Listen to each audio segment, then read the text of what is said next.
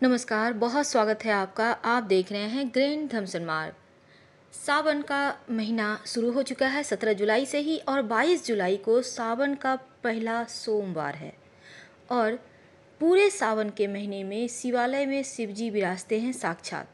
तो आइए हम कुछ नियमों का पालन करके शिव जी को प्रसन्न करें और उनसे झोली भरकर आशीर्वाद ले लें। कैसे? चलिए हम आपको विस्तार से बतलाते हैं। देवों के देव महादेव, जिनको सावन का महीना सबसे ज़्यादा प्रिय है। सावन का जो सोमवार का व्रत है, इस दिन तीसरे पहर यानी कि शाम के समय शिव जी की पूजा करने की विशेष विधान हमारे शास्त्रों में वर्णित है। वैसे आप सुबह में ही स्नान वगैरह कर लीजिएगा और व्रत का संकल्प ले लेना चाहिए। इसके बाद गंगा जल, बेलपत्र, सुपारी, पुष्प, धतूरा, भांग, लौंग, इलायची, कुछ फल लेकर, मौसमी फल, सभी चीज़ों से विधि पूर्वक आप शिव जी की पूजा करें और दूध जरूर अर्पित करें। फिर व्रत की कथा सुनना भी बहुत ज़रूरी है अगर आप फास्ट रखते हैं तो। साथ ही पूरे दिन शांत रहें, किसी से वाद विवाद ना करें, शिव के मंत्रों का जप सारा दिन करते रहें, ऐसा करना शुभ माना जाता है। और जब तीसरा पहर यानी शाम का समय खत्म हो जाए, तब सिर्फ एक ही बार भोजन करना चाहिए। शिव जी को सावन के महीने में कम से कम 1 लोटा जल और बेलपत्र जरूर अर्पित करें।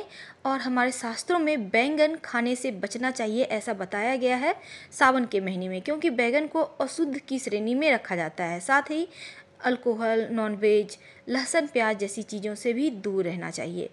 और इस सावन के महीने में मन भी पवित्र हो जाएगा। और चूँकि हरियाली मौसम है, इसलिए शिव जी को पेड़ पौधे जैसी चीज़ पसंद है, इसीलिए तो भांग, धतूरा, बेलपत्र, तमाम तरह के पुष्प आप इन्हें अर्पित कर सकते हैं। अगर शत्रु बाधा है तो शिव जी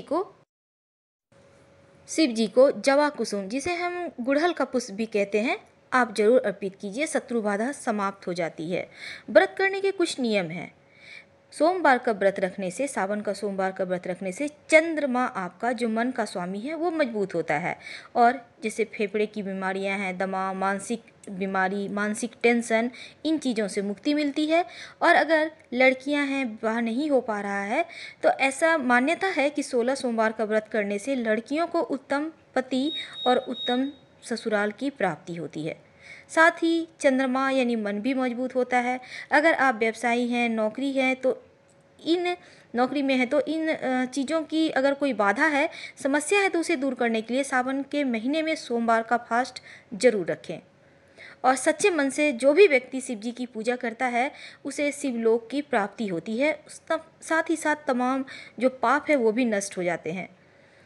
तो रोग मुक्ति के लिए आप सावन में शिवलिंग पर बीमारियों से रक्षा के लिए शिव जी को भांग और धतूरा जरूर अर्पित करें। इस बार पूरे 4 सोमवार हैं। पहला सोमवार 22 जुलाई को है, दूसरा 29 जुलाई को, और तीसरा सोमवार है 5 अगस्त को। सावन का चौथा सोमवार यानी अंतिम सोमवार है 12 अगस्त को। इस बार 4 सोमवार भी हैं और 4 मंगलवार भी सावन में पड़ रहे हैं। और मंगलवार के दिन मंगला गौरी की पूजा की जाती है, यानी पार्वती जी की। जिन लड़कियों का ब्याह नहीं हो पा रहा है, वो मंगला गौरी की उपासना जरूर करें, उनका व्रत रखें, तो मनचाहा विवाह भी होता है और समय पे शादी भी हो जाती है। इस बार सावन के पहले सोमवार को यानी श्रावण कृष्ण पंचमी तिथि और दूसरे में त्रयोदशी, प्रदोष व्रत और सर्वार्थ अमृत सिद्धि योग भी है। तीसरे सोमवार में नाग पंचमी है और अंतिम सोमवार को त्रयोदशी तिथि का शुभ संयोग बन रहा है। तो इस बार का सावन का महीना बहुत ही सारे शुभ संयोग लेकर आया है और जीवन में आप इन समय का जो सदुपयोग करके ढेर सारी खुशियों को प्राप्त कर सकते हैं। अगर आपके करियर में बाधा है, तो आप शिव जी पर प्रत्येक सोमवार को शिवलिंग पर दुर्वा घास अर्पित कीजिए। इससे आपके नौकरी और व्यवसाय की बाधा समाप्त हो जाती है। अगर आप मानसिक परेशानी से परेशान हैं, तब शिवलिंग पर दूध अर्पित करें। और अगर आपके मान सम्मान में कोई गिरावट आ रही है, मान सम्मान नहीं हो पा रहा है, लोग नहीं करते हैं इज्जत, तब शिवलिंग पर चंदन का लेप कीजिए। और स्वास्थ्य संबंधी समस्या से मुक्ति पाने के लिए धतूरा अर्पित करें। अगर वैवाहिक जीवन में परेशानी है, विवाह नहीं हो पा रहा है, तब शिवलिंग पर बेलपत्र जरूर अर्पित करें। इससे विवाह संबंधी परेशानियों से मुक्ति मिलती है और शीघ्र ही विवाह होता है। वैवाहिक जीवन में अगर परेशानी है तो पूरे सावन महीने में शिवलिंग पर सफ़ेद चंदन लगाएं और फिर 1 लोटा जल अर्पित करें। ऐसा करने से वैवाहिक जीवन की समस्या दूर हो जाती है। साथ ही एक मंत्र है, ओम पार्वती पतये नमः। ओम पार्वती पतये नमः, इस मंत्र का जप कर सकते हैं।